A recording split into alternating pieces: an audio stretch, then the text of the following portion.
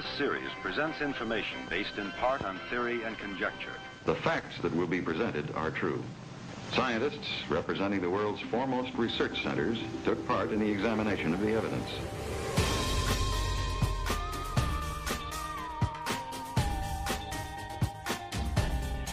The Jersey Devil.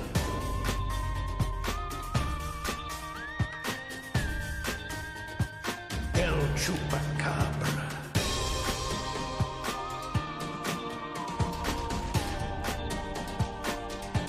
Psychokinesis.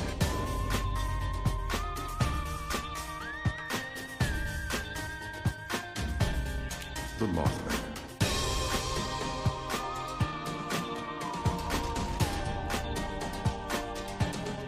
UFOs.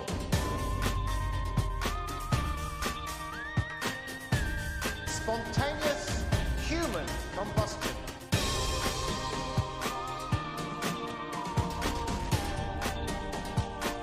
Unsolved mysteries.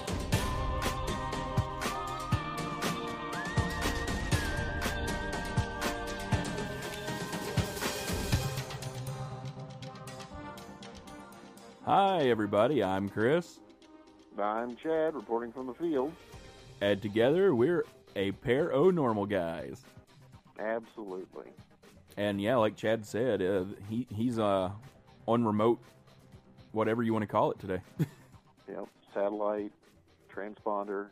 In the field. Across the seas, in the field. From an undisclosed location. Yep, deep in the underground. On a from the high plains desert, on a mesa, in some place. Where the little holes of the, where are they? Meerkats? Is that where they live? Meerkat holes? Sure. Somewhere near that. Yeah, right. Where the buffalo roam. Oh, good movie. And the deer and the meerkats play. Exactly. If you want to, yeah. Jackalopes. Jackalopes. Yes, sir. They're fierce. They can be. What's new in the world of Chad this week, sir? I am spending a luxurious insurance-paid vacation at the hospital, being infused with antibiotics. Do I need to start looking for a second for the show? Not yet. I'll probably know by midweek. Oh, okay, good. Yeah. Good. I'd hate to have to train somebody else. Well, I mean, train a monkey. I think you'd be fine. I guess. I mean, you got enough sound clips. You probably don't need anybody else. You're probably right. Yeah. What about you, sir? Anything exciting going on with you? Oh, not a lot. Got a new barbecue grill yesterday and put that together. Nice. So tonight we'll have the more animals to move in. We'll have the Grand Mother's Day barbecue tonight. Oh, groovy! What are you having? I'm not sure yet. I got my hey, let's do something easy and do hamburgers and hot dogs got shot down almost immediately. So I'm not sure yet. Yeah. Well, I'm sure it'll be wonderful. Get some of that canned Yeti meat. Yeah, that's good stuff. So, anyway, Chad, had a very interesting news week this week. We did. And normally we would say from the pair o news stories, but I think this week we're just going to narrow it down to one. And I heard this a few different places, and even our Mr. William Blanchard, he even shared this over on the old Paranormal Guys website.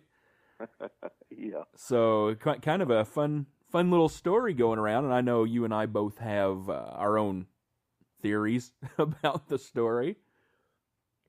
So without further ado, Chad, why don't you wheel your hospital bed on over to the Paro News desk? All right, let me get over there. Hold on. Okay.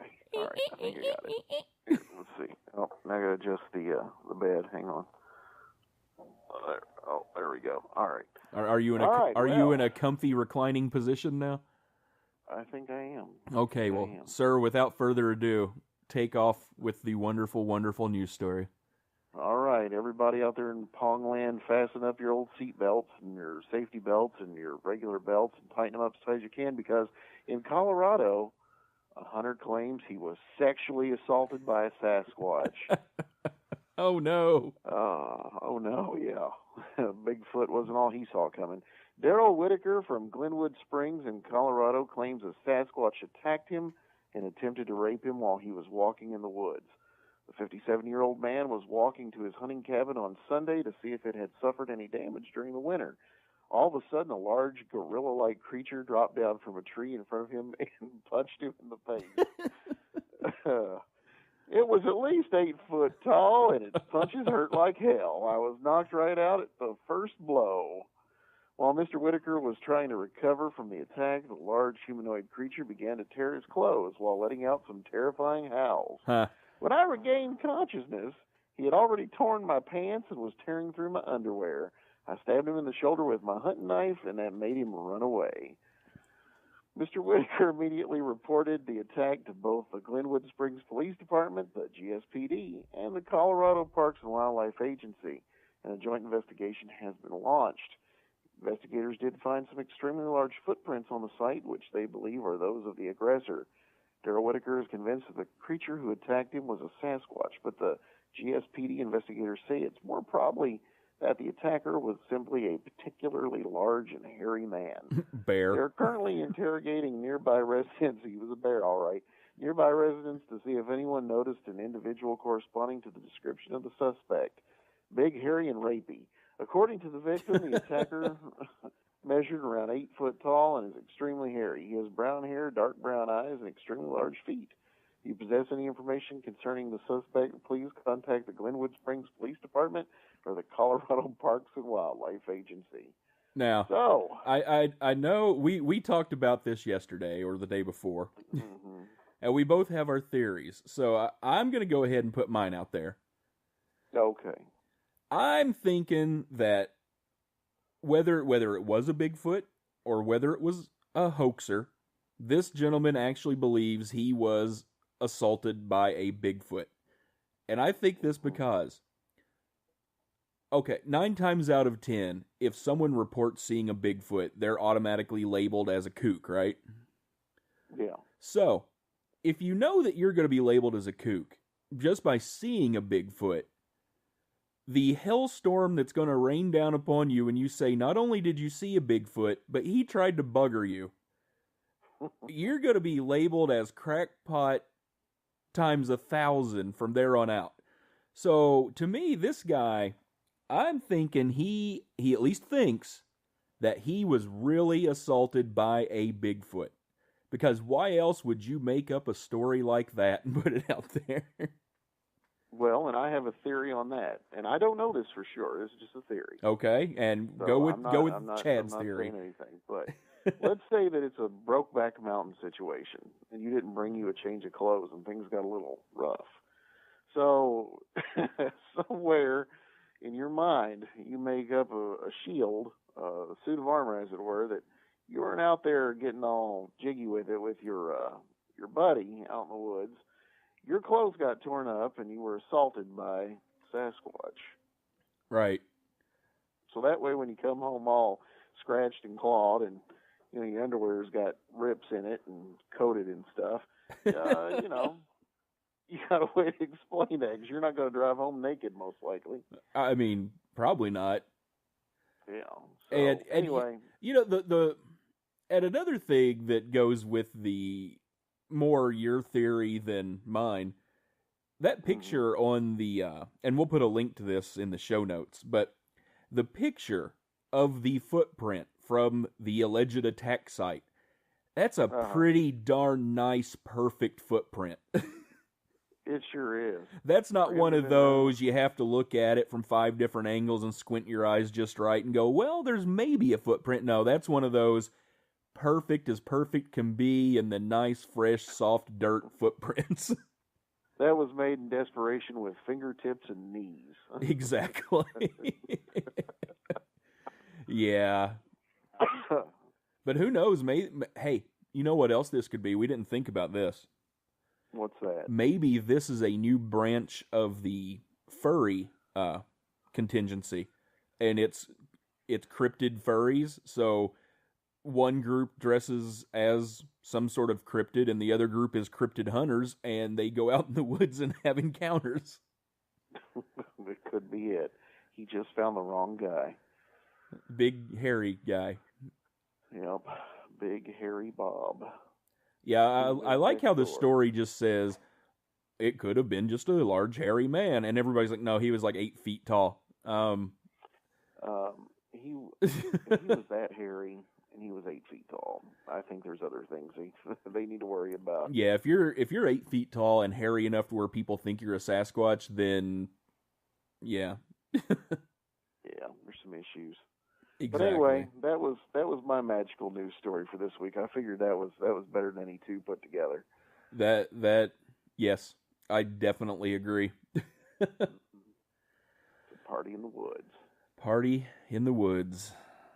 Yes, sir. Thinking about it, and this is kind of on subject, but a little bit off. I know I've heard stories from, I believe it was a couple of the guys from, is it Bigfoot Outlaw Radio? Is that the name of it?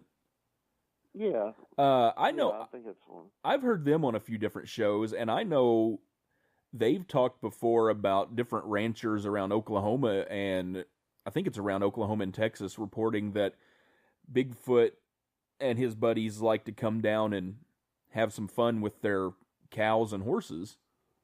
Ugh. Yeah, exactly. So maybe Bigfoot's just a little bit repressed. Could be. Lonely. Particularly lonely Bigfoot. Frustrated. He probably went back to his wife and his kid and that really nice mattress cover they keep out in the woods. That purple mattress? And yeah, the one that he can't lay on? Exactly. He went out to get out his aggression. So, another thing to be afraid of in the woods now. Mm-hmm. Yeah. Well, there's lots of things to be afraid of in the woods. Ticks, for example. They just don't rape you.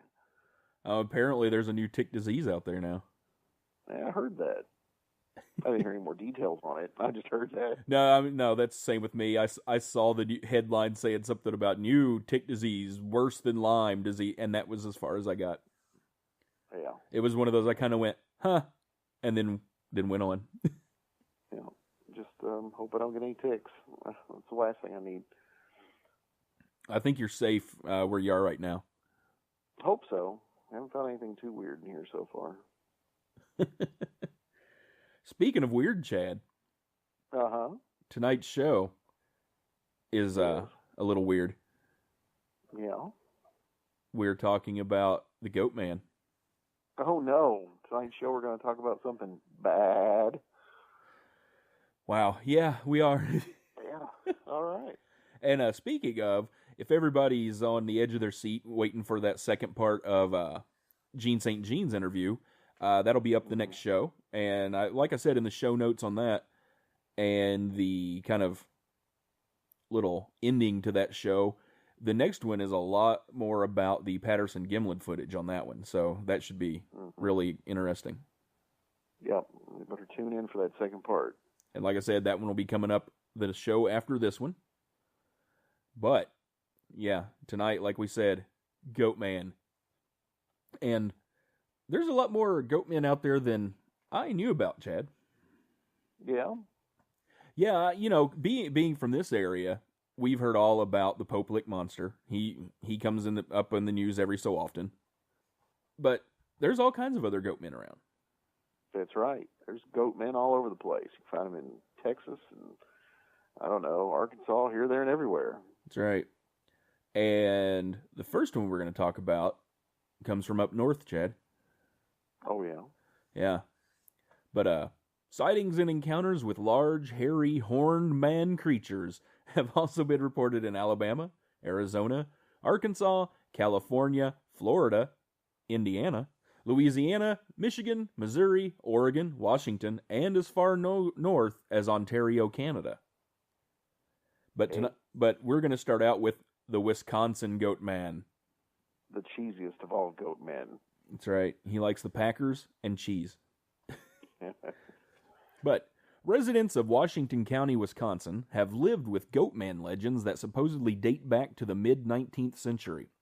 The original story goes that a returning Civil War veteran was traveling with his new bride in a horse-drawn wagon along the desolate Hogsback Road when an axle broke. He left his companion with the wagon while he went off for help. After hours of waiting, the bride was startled by the sound of something sniffing and growling outside the wagon. She peeped out and was terror-stricken to see a dark, hairy creature with the body and head of a goat, but walking upright like a man. She hid in the wagon until the monster appeared to be gone, and then ran off in the direction of her husband. She followed the footprints through the mud until she eventually came across his bloodied body hanging from a tree that was surrounded by hoofprints. Ever since then, it's said that the Goatman preys on hapless drivers who get stranded on Hogsback Road, and they're never seen again.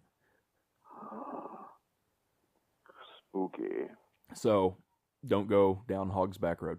Do not go down. I think I heard a country music song said that one time. I think that was Copperhead Road. Oh, was it? Yeah. I probably got that confused. I mean, it could be. Well, if that one wasn't weird enough, let's talk about the Maryland Goatman. All right. All right, the Maryland Goatman, also known as the Goatman of Maryland. Wait, what? Simply That's the Goatman. that's confusing. Yep. I know. Many names, same face. Is a legendary satyr which supposedly lives in Beltsville, Maryland. According to the legend of the Goatman, a scientist performed experiments on goats in the Beltsville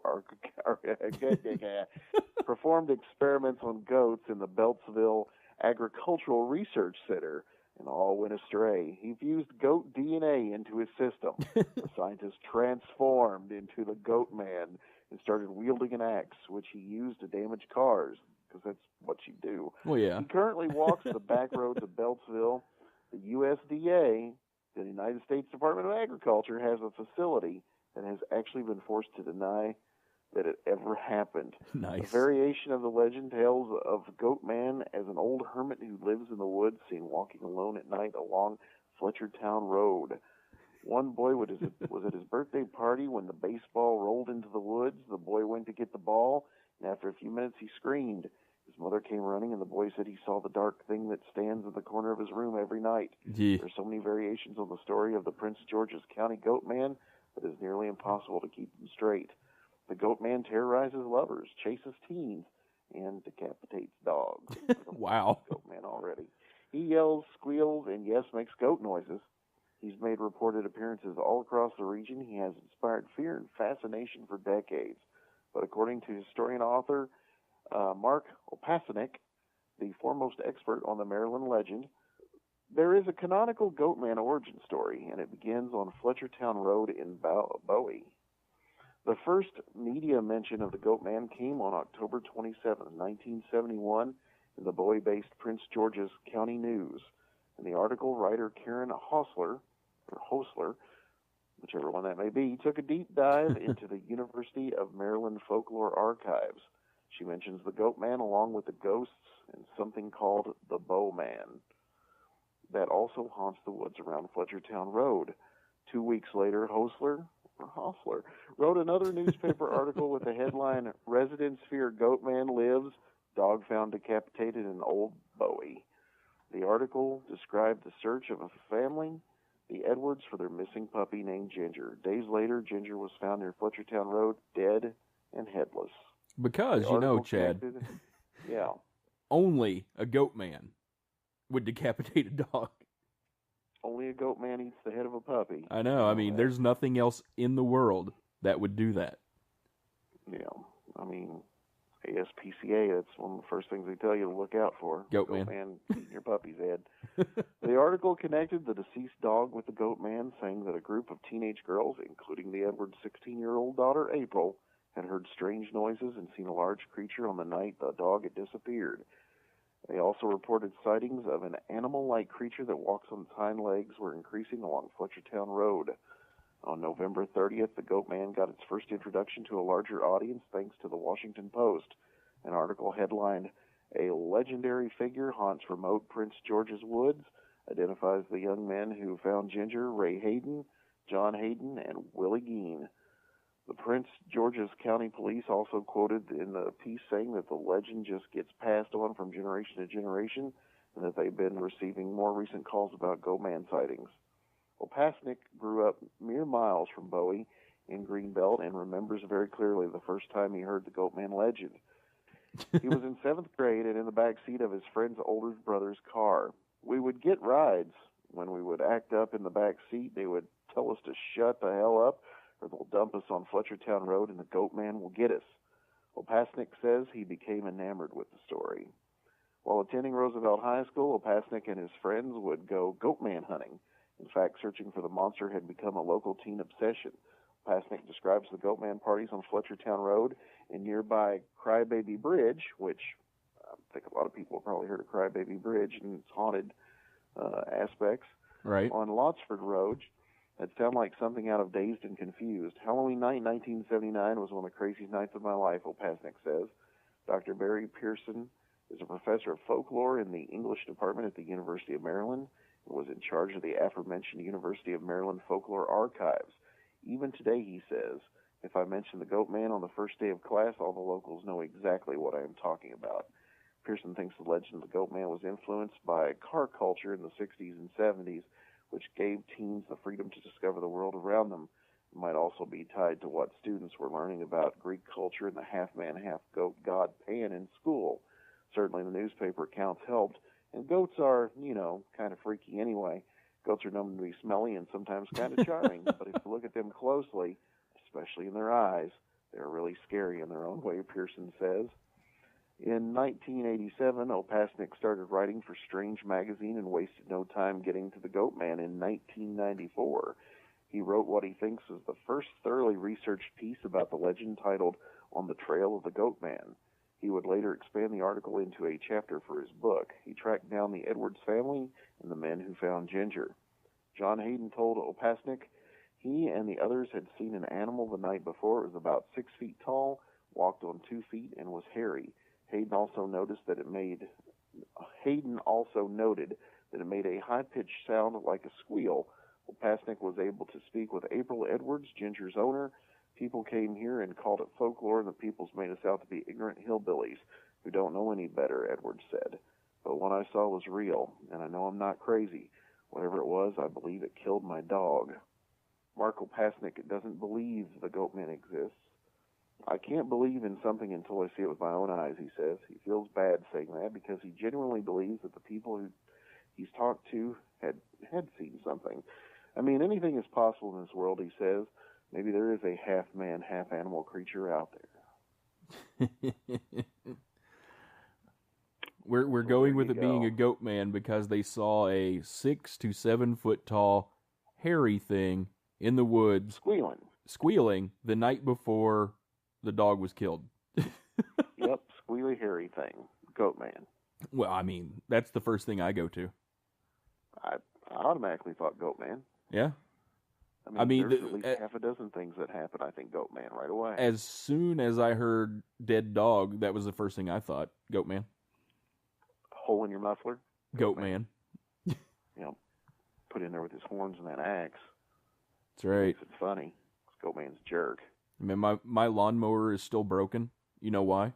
Goatman. Mm-hmm. Pretty sure. What else what other explanation is there? Short of Bigfoot, Goatman. But now, Chad, if it's not bad enough that we have them in Wisconsin and Maryland, I think the mecca of Goatmen is Texas. Oh, yeah? Yeah. Texas apparently has Chupacabra and Goatmen. And Chainsaw Massacreists. Yes. Yeah, so Texas gets it all around. It does. Starting the lineup for our Texas Goatmen, we have the Goatman of White Rock Lake. Located in the northeast quadrant of Dallas is the beautiful suburban area of White Rock Lake. The northern part of the lake is now a state park, while the southern area has been developed into lakefront estates. Known not only for its beauty, largemouth bass, and white crappie fishing, it's also known to have a creature stalking its shores. Stories abound that while picnicking on the banks of the lake during the dusk hours, a creature of half man, half goat appears out of the woods, throwing trash and even tires at the visitors in attempts to drive them away. Nice. It is described as a very large creature about 7 feet tall with the horns and hooves of a goat, but standing erect. The body and legs are that of a man and the face is human-like. His skin is a jaundice appearance that is almost greenish, and he has long, gnarled fingers with grotesque fingernails. There have been sightings of the Goatman as far south as Normandy, Texas, which is over 140 miles from White Rock. People have reported seeing and hearing the creature in this rural area where there are no goat ranchers to account for the sounds. Dun, dun, dun. Imagine. You know my favorite part of that Goatman is he throws trash at you. He throws garbage, so we know he's into recycling. He empties all landfills so he can make another big pile of crap. That's right. He's got that nice jaundice appearance. That's right. Almost green. Get out! Big tire. Nice. Your face. Oh, but that's not the only Texas Goatman, Chad. Uh-oh. Now, Texas is riddled with them. Now this one takes a little bit more of a dark turn. Oh, no. Yeah, this is the story of Goatman's Bridge. Okay. Denton's most famous specter is a story handed down for generations with a few variations, and that's the haunted Goatman's Bridge. Crap. Exactly. Travelers to the old Alton Bridge, built in 1884 as a busy thoroughfare, have long reported frightening encounters and ghostly experiences with supernatural creatures that have made it a legendary spot for Texas ghost hunters and a topic for numerous books. According to the most circulated version, an African-American entrepreneur named Oscar Washburn and his family tended a farmstead goat herd near the bridge that was renowned for quality meat, milk, cheeses, and hides. When the popular businessman proudly hung a sign on the old Alton Bridge directing, "This way to the Goatman," it infuriated local Ku Klux Klansmen who plotted violence. On a dark night, exactly. On a dark night in the late 1930s, a lynch mob of Klansmen stormed Washburn's shack and dragged the screaming Goatman to their noose waiting on the bridge, tightened the rope around the begging Oscar's neck, then mercilessly flung him over the side. But when the night riders stumbled down to the dark river's edge to confirm their murderous handiwork, they were shocked to find only an inexplicably empty noose dangling over the undisturbed waters. Michael, we never found the body. Knight Rider. Knight Rider. Uh-huh. That was Knight Rider joke. Yeah. Wow. The panicked Klansmen frantically searched the area unsuccessfully before rushing to Washburn's shanty, setting it afire with the Goatman's family shrieking inside, perhaps to bait a desperate rescue attempt by the vanished Oscar. Washburn was never seen again, they say, but a vengeful spirit has haunted the old Alton Bridge ever since. Local legend says if you knock on the steel bridge 3 times at midnight, or perhaps turn off your car lights and honk 3 times in summons, then you dare a visitation from the vengeful Goatman that's preceded by the stench of decaying flesh. Numerous reports tell of unholy glowing eyes that burn red from the darkness, eerie glimpses of a large snarling goat-headed man-beast stomping in the wooded shadows, or a frightening apparition of a maniacal satyr carrying the heads of goats or humans in his hands. The terrifying encounters and reported vanishings have been so frequent as to warrant numerous investigations by paranormal groups. But like I said, there's more than one version that attempts an explanation for a century of recurring frights and sights encountered at the bridge. Some attribute to the work of Satanists, who opened a portal for a hell-spawn demon, while others... What the hell you say? I do. while others say the Goatman's wife is eternally searching for her murdered children. There is also another variation that predates the bridge itself. In an account that may go far back as the 1860s Texas Troubles, some Copper Canyon cowboys lynched a Creole slave goat herder named Jack Kendall from a tall creekside tree where the bridge now stands, but ineptitude separated the runaway slave's head from his body. The slavers then watched in horror as the headless body raised itself from the creek bed mud, animated by voodoo, and ripped off the head of a nearby goat to replace his own, still dangling in the noose. Regardless of which origin gets told, old-timers warn that knocking 3 times on the trusses of the bridge is an invitation to judgment, since the ghastly Goatman only spirits away those with the bloodlines of clansmen or slave owners into the woods for his terrible revenge. You won't find the names of Oscar Washburn or Jack Kendall in any historical records. Most ghosts are given names because we need to feel like we can know them. As a mentor once wisely advised, never let the facts of a story obscure the truths in the tale. So, how many people you think that live around there sent away for those DNA kits to find out if they could be potential Goatman victims? Yeah, that one's kind of a dark Goatman story. Well, it was. Went south real fast. But there's one more good Texas one, Chad. Then I think you're gonna close out the Goatman stories with our own local famous one. We're gonna bring this plane back home. We are. Until it gets to the end. All so right. the last one from Texas that we're going to talk about is the Lake Worth monster, Chad. All right. Something monstrous is lurking among the singing cicadas and rustling reeds on the shoreline of the West Fork of the Trinity River. Oh. First spotted more than 45 years ago, the creature has been known to throw tires and scare teenagers. Oh, another trash-throwing Goatman. Tire-throwing Goatman. Surprised they don't have a tire out with a Goatman on it. Real or imagined, the thing appears to be part man and part goat, with scales and long-clawed fingers, witnesses claimed.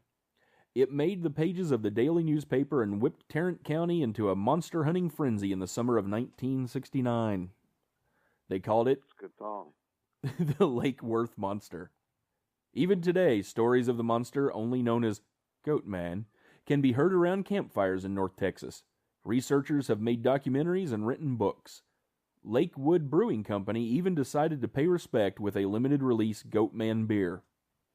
The stories are enduring. The lore is enduring, said Michelle Villafranca, a natural resource specialist at the Fort Worth Nature Center and Refuge. We have alligator sighting report forms. We don't have any Goatman sighting forms. Maybe we should start, Villafranca said. After all, he is North Central Texas fauna. Uh-huh. The summer of 1969 was hot and humid in Tarrant County. Back then, the area near Greer Island wasn't gated off like it is now. Teenagers would go down Shoreline Road around the lake to be alone and enjoy the freedom of summer nights. I bet it was some guys from school and they thought they'd start a band. Probably was. Yeah. They bought an old 6-string. Joey got married. They should have known they never got far. Yeah. Goatman jumped up on their car. On July 9th, a group of 3 couples was parked by a clearing. Around midnight, a beast leapt upon their car from the trees above. The monster tried to grab... The monster tried to grab one woman, but they sped off before it could take her away, the witnesses said. According to the legend, the Lake Worth monster lives on the shores of the West Fork of the Trinity River. It can swim, climb trees, and eats fish and chickens. It is 7 feet tall and has unhuman strength. Some reports say that it has horns sprouting from its head, giving the monster the moniker of Goatman. We've had reports about this thing for about 2 months, a police dispatcher told the Fort Worth Star-Telegram, but we've always laughed them off as pranks. But an 18-inch gash in the car's side and the terrified nature of the witnesses led police to open a full investigation. It appeared in the newspapers the next day, and the area was immediately caught in monster fever. Is that what you have right now, Chad? Are you in for monster fever? I think they're giving me. She's giving me a shot for that. Truckloads of men with guns headed toward Greer Island to hunt the thing. Spectators came out in droves to try to catch a glimpse of it. Reporters swarmed in, and police tried to keep the peace. Rick Pratt, director of the Greer Island Nature Center at the time, remembers folks coming out with wine, whiskey, and beer to have a good time and hunt for the creature. Here was a Sasquatch, our very own, Pratt said. It was a party. What the hell? Let's go. On the night of July 10th, a few dozen people were at a clearing known for dumping near the lake when the monster made another appearance. He's going to throw trash at them. Mm-hmm. It appeared on a cliff, looked angry, and threw a tire 500 feet. Everyone, including a group of sheriff's deputies, ran away in fear. Run away! Run away! Run away! One witness said the monster gave off a pitiful cry, like something was hurting him. It was because they ran away. It was. They left. He came out to party, too. He just wanted a friend. He just grabbed a beer and loaded a gun. He was ready to party with them. Craig Woolheater was 9 that summer. He was fascinated with monsters, dinosaurs, and UFOs. He clipped out the newspaper stories about the Lake Worth monster scare and kept them in a scrapbook. Years later, while driving through Louisiana, he saw something unexplainable. In his headlights, he saw the gray body of a huge primate on 2 legs. He became a believer and started the Texas Bigfoot Research Center in 1999 to study and educate people about the elusive creature. Today he lives in Mansfield and is a full-time cryptozoology blogger. He believes the Lake Worth monster was a real creature, like ones that have been spotted all over the country, stopping in the area because of its viable habitat. I personally think it's an undiscovered, uncatalogued primate species that walks on 2 legs, he said. Texas has a lot of goatmen, but they like to throw trash. They do. They like to hurl those tires. They do. There seems to be a lot of just Bigfoot.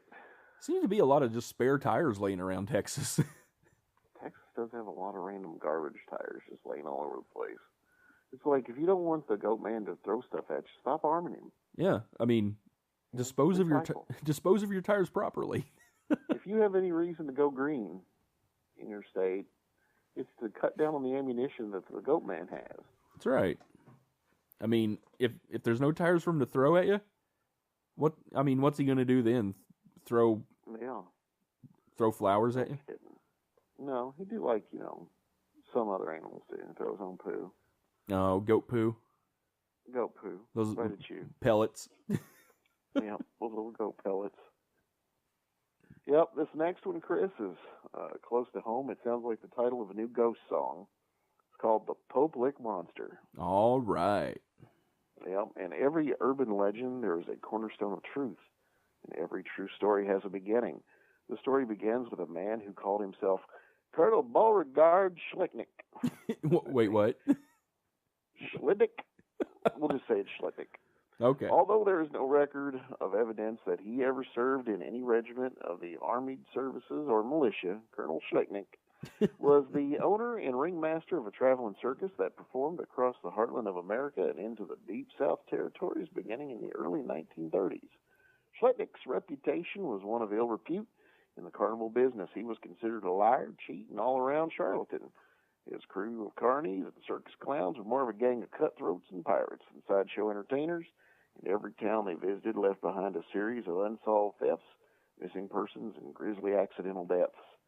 One thunderously stormy night, while stopped in a small town near Beltsville, Maryland, the circus's bearded lady, Madame Bristells, discovered an abandoned infant left in a hay-filled crate outside her tent.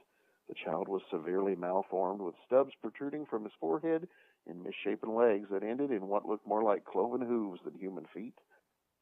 She took the poor creature in and gave it food and shelter. One look at the twisted abomination, and Colonel Schlicknick knew that he had struck gold. He had found the starring attraction for his freak show. That would make him rich beyond his wildest dreams. He took the child and raised it in captivity, never letting it out of his sight or its cage until it could be fully exploited for its grotesque appearance. The beast grew in size and strength over the years, its stubs becoming full-sized horns, and its temperament as nasty, and as the treatment given to it by the cruel circus carnies, charged with keeping it imprisoned, it spent most of its life chained to the wall of a cage inside a circus train, whipped brutally daily to keep it subdued and submissive, and fed only gruel and leftover scraps from the Midway's vendors' grease pits. One fateful night during a thunderstorm as violent as the one on the night of its birth, the circus train was passing through Fisherville on its way to a performance in Louisville, Kentucky, when a bolt of lightning struck the tracks, causing the train to derail just ahead of the trestle over Pope Lake Creek. The twisted wreck probably killed most of Schlittnick's crew instantly, but not all of them, since body parts were found as far away as 2 miles from the crash site. What is known for a fact is that the Goatman survived, and the tragic train wreck finally set him free from his life of torture, exploitation, and imprisonment, and it took revenge on the survivors by ripping them to bloody shreds. Colonel Schlittnick's body was never found, and it is suspected that a few of his cutthroat crew of clowns, circus freaks, and dangerous animals also may have survived the deadly accident, but were never found. Due to the number of missing persons, deer and livestock mutilations, and Goatman sightings that have been reported in the ensuing years, there's a good reason to believe a Goatman of Pope Lick never left the area. He is believed to have taken up residence in either an underground cave or a ramshackle hut somewhere in the wooded area near the train trestle. His inbred hate of cruel humanity has made him a bloodthirsty and dangerous beast to be avoided at all costs. Those that dare trespass into his domain have met their fate at his hands. The Courier-Journal records at least 2 confirmed deaths in 1987 and 1988, and recently we just had one a couple of years ago. Many of those close calls attributed to the Pope Lick monster. In his protected trestle, the trestle rises 90 feet above Pope Lick Creek and stretches 772 feet across to the other side. Although incapable of human speech, the Goatman is said to be able to mimic human voices. It has been known to call out the names of those who have climbed to the top of the trestle in order to lure them onto the tracks, just as an oncoming train is coming around the bend to seal their doom. On weekend nights during the month of October, and especially during the cycle of the full moon, the Goatman is said to be most active in the woods and hills surrounding the Pope Lick trestle. Those who have attempted to drive beneath the trestle at the stroke of midnight have been reported being chased by the beast, who can run at speeds of nearly 60 miles per hour. Wow. And more than one report has claimed the loss of their car door handle or bloody claw prints left on their car door after the pursuit. In the mid-1970s, rumors of a satanic cult and demonic rituals began circulating in the same area along Pope Lick Road, and reports of missing dogs, cats, and other domestic animals were suspected of falling prey to satanic blood ceremonies. A mysterious farm known as the Four Winds down by the street, a few miles from the train trestle, was suspected of being owned by a group of Satanists who worshipped the Pope Lick monster as the living embodiment of Baphomet, the goat of Mendes himself, a mocking of the image of the Lamb of embodiment of Christ who had died for the sins of humanity. The Four Winds farm was surrounded by a red and black painted fence through the 1980s and into the 1990s, with a sign at the front gate warning trespassers will be persecuted. Strange tribal drum beats and chanting were often heard in the woods behind the farm's barn. Another potential danger in the area is the group of angry farmers and residents who constantly suffer in fear from the monster's attacks on their livestock and families. Some of these residents should be considered armed and dangerous, and might not take kindly to anything or anyone lurking about that area after dark. The legend of the Pope Lick monster and the haunted railroad trestle it calls home have been passed down through the oral tradition and spread about over 3 generations of Louisville culture. Is it all myth and urban legend, or are some of the stories rooted in truth and local history? So there you go. That's right, Pope Lick monster. So bring it back home. We got our own Goatman lurking close by. That's right. I've been out there to that new park they built near the trestle. It's pretty nice. Oh, yeah? I don't know that I want to be out there at night, but yeah, they've got all these walking trails and got a couple big field areas and stuff. Be a good place to fly the road.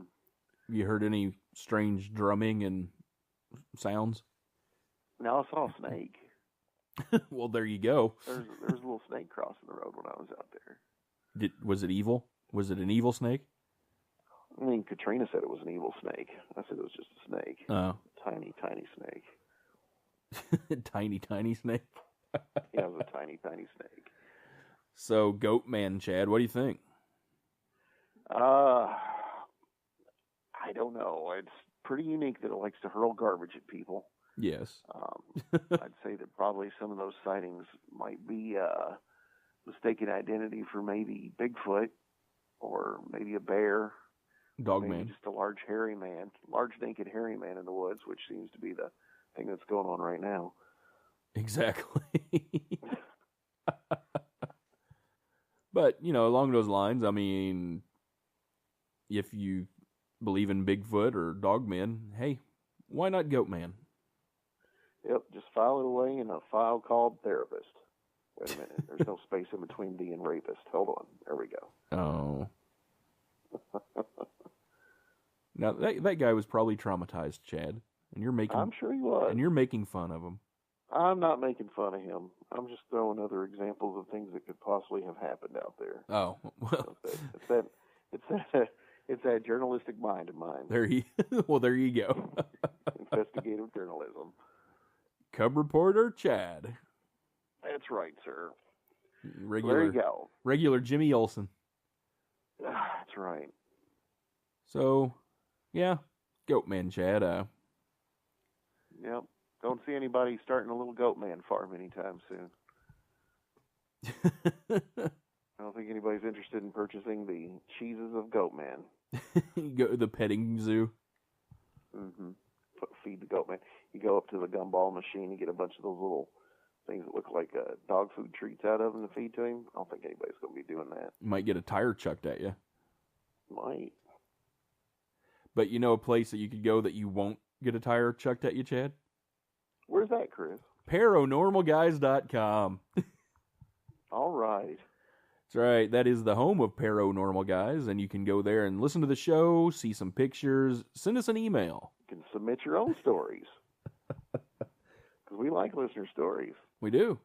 Chad has grand ambitions of one day getting enough together to where we can do an entire show of just listener stories. Yep. They just got to have a little more content to them, because otherwise I'm going to need a bunch of really short ones. But yeah, go on over to paranormalguys.com and see all the stuff we're up to. That's right. Check out those past episodes. That's right.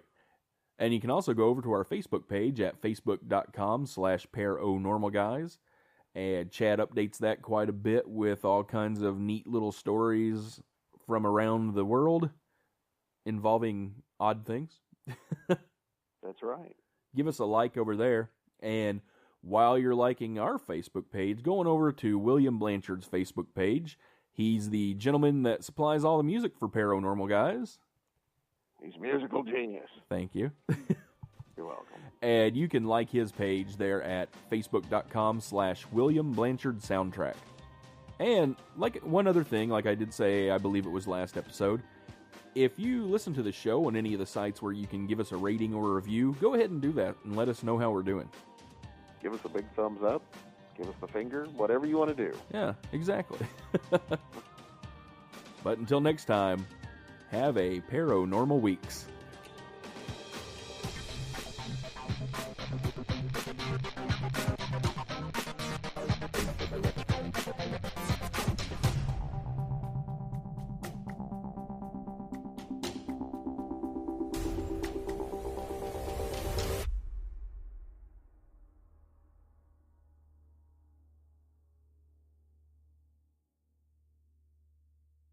Right. We're just not a paranormal pretty guys. We got brains too. Sure.